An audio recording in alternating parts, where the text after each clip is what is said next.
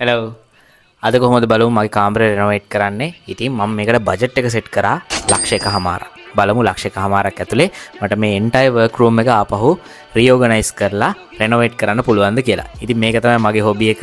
මගේ සියලුම වැඩ වෙන්නේ මේක ඇතුලේ. ඉතින් ඔයාලට වීඩියෝ ගේන්නෙත් මේක ඇතුලේ ඉඳලා ඒ හින්දා මං හිතුවා මගේ වර්ක් රූම් එක ලස්සන කරන්න. ඉතින් අපි බලමු කොහොමද වැඩේ වෙන්නේ කියලා.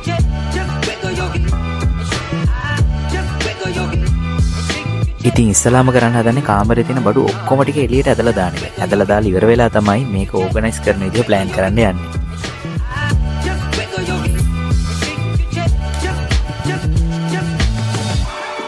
ඉතින් මගේ කාමරේ ඉස්සලා ටූල් බෝඩ් එක තිබුණේ මේ වෝල් එකට සෙට් කරලා. වෝල් එකේ දැන් ඒක මේ ස්ක්‍රූ කරලා තිබුණ තැන්වල පැචස් ඇවිල්ලා තියෙනවා. අපි ඉස්සල්ලාම මේ ටික පැචස් වහලා කපලා සෑන් කරගෙන ඉමු.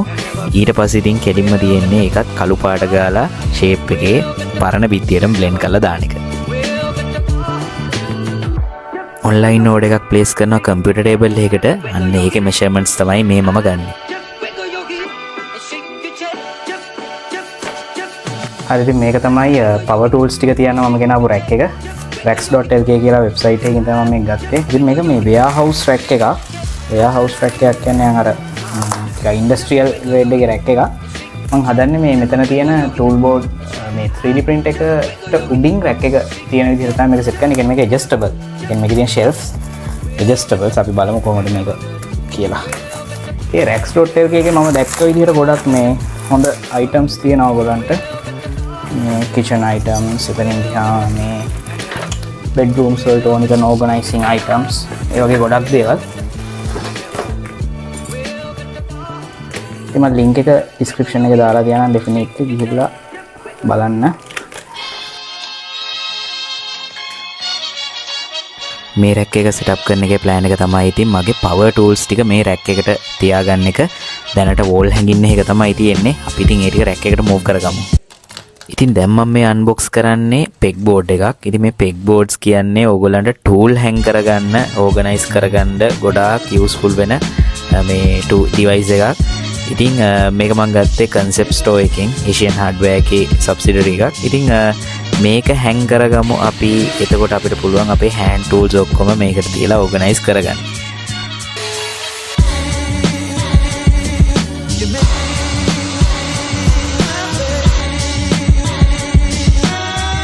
මේ තියෙන ඉතින් පෙග් බෝඩ් එකට හයි කරන ඇක්සසරිස් ටික.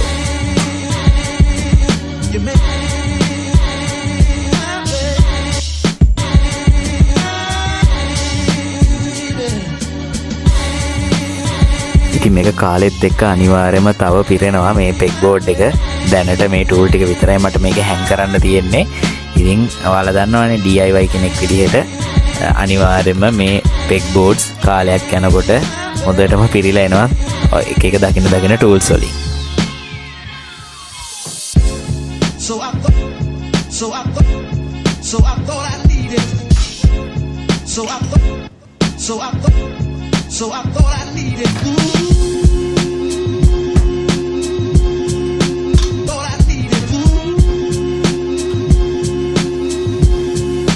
ඉතින් මගේ ප්ලෑන් එක තමයි වැඩිය ගැනෙන්නේ නැති බඩු. ඒ කියන්නේ මේ වගේ ටෙන්ට් එක වගේ දෙයක් අනිවාර්යෙන්ම රැක් එකේ උඩටම දාලා තියන්න. මොකද හැම වෙලාවෙම ඕනි වෙන්නේ නැහැනේ කැම්පින් ගියර්ස්. ඉතින් ඒ ටික මම නේද ෂෙල්ෆ් එකේ උඩම කෑල්ලට දැම්මා.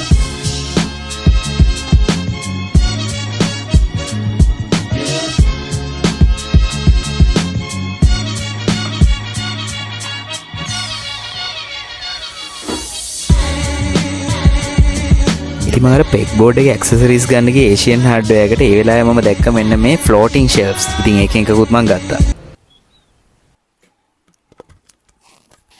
හරි ඉතින් ඔන්න වර්ක් රූම් එකේ මගේ ඇක්චුවල් වර්ක්, ඒ කියන්නේ අපි කොහොමද කියන්නේ ඉන්ඩස්ට්‍රියල් වර්ක් පැත්තේ වැඩ ටික ඉවරයි.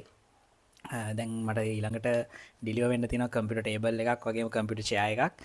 ඒ දෙක ආවට පස්සේ මගේ කම්පියුටර් වර්ක් කරන තැන බිල්ඩ් කරාම වැඩේ ඉවරයි. ඉතින් VTech ෆර්නිචර් එකෙන් තමයි මමගේ කම්පියුටර් ටේබල් එක ඕඩර් කරේ. ඉතින් මම ඔයාලට මේකෙත් ලින්ක් එක පහලින් දාලා තියන්නම්. very reasonable price එකකට මට වැඩේ කරලා දුන්නා. මේ තියෙන ඉතින් අර මම ගත්ත ෆ්ලෝටිං ෂෙල්ෆ් එක. ඉතින් මේක මම කම්පියුටර් ටේබල් එකට උඩින් මවුන්ට් කරගන්නවා මගේ ඔය නිකන් සුකුරුත්තන් කැල් ටික තියාගන්න.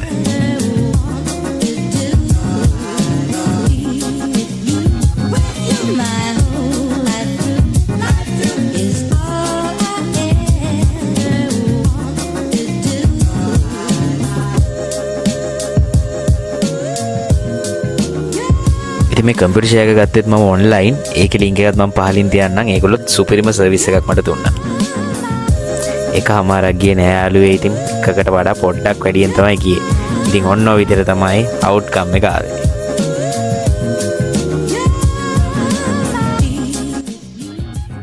හරි, ඉතින් ඔන්න ඔය විදිහට තමයි මගේ රූම් එකේ වැඩ ටික ඉවරුනේ.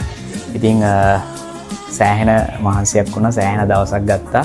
ඉතින් අලුතෙන් ඇඩිෂන් එක වුණේ මගේ වර්ක් ටේබල් එක. ඉතින් මේකේ තමයි අදින් පස්සේ මගේ ඔක්කොම පාඩම් වැඩ, ඉතින් යාම කම්පියුටර් එක කරන වැඩ, ග්‍රැෆික් ඩිසයිනින් සියලුම වැඩ වෙන්නේ මෙතන. ඊට අමතරව මම දැන් වෙනම මම ඩෙඩිකේට් කරගත්තා මගේ මේ වර්ක් බෙන්ච් එක තනිකරම මගේ DIY වැඩ වලට විතරක්. ඉතින් එතකොට රූම් එක ඇත්තටම මම හිතුවටත් වඩා හොඳට මේ ඕගනයිස් වුණා, ලස්සන වුණා. ඉතින් මම මාර හැපි මගේ අවුට්පුට් එකත් එක්ක.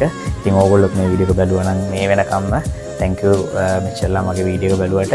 ඉතින් අනිවාර්යයෙන්ම subscribe කරන්න අමතක කරන්න එපා මගේ YouTube channel එකට. ඒ වගේම අනිවාර්යයෙන්ම මේ වීඩියෝ එක share කරන්න, හැමෝටම බලන්න. ඒ වගේම තවත් මේ වගේ වීඩියෝ එකකින් ආයෙ හම්බ වෙනකම් ජය වේවා.